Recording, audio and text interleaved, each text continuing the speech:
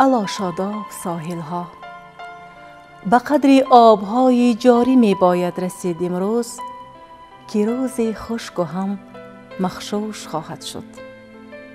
الا زیبای محفل ها، به قدر هر چراغ دوره می باید رسید امروز که روزی از شمال حادثه خاموش خواهد شد.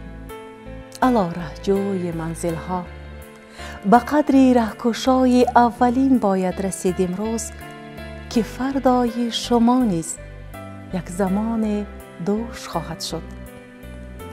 شما امروز اگر از طالع و بخت و نصیب خویشتن مستید، در آغوش بهشت دلبران گلبدن مستید، ز عطر گیسوان و کاکلان پرشکن مستید، زمان ذوقتان از کار دنیا پیر خواهد شد. زمان نوبت بزم محبت دیر خواهد شد.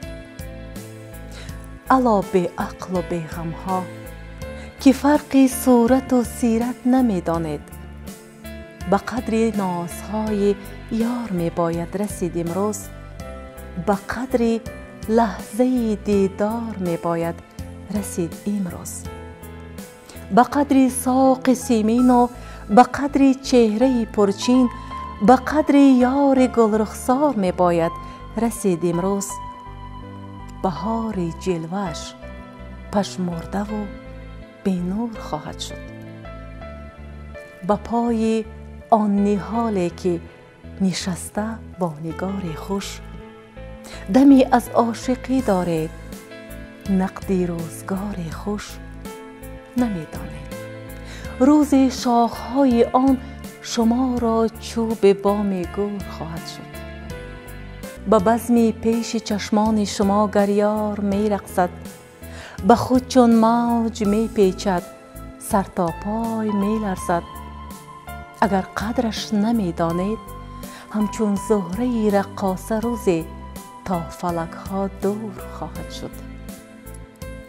الا ای صاحبان وقت، وقتی خویش دریابید. شما حالا جوان و کامران و شادکام و زنده اید آخر، چو روز بر مزار سرد می خوابید. عجب بهر شما فرصت نخواهد داد که هر نادیده را بینید، گلی ناچیده را چینید و یک دم در غم گمگشته های خویشتن گیرید و یک دم آنچه را نگرفته بودید از جهان گیرید. شما ای صاحبان وقت، بشتابید، بشتابید.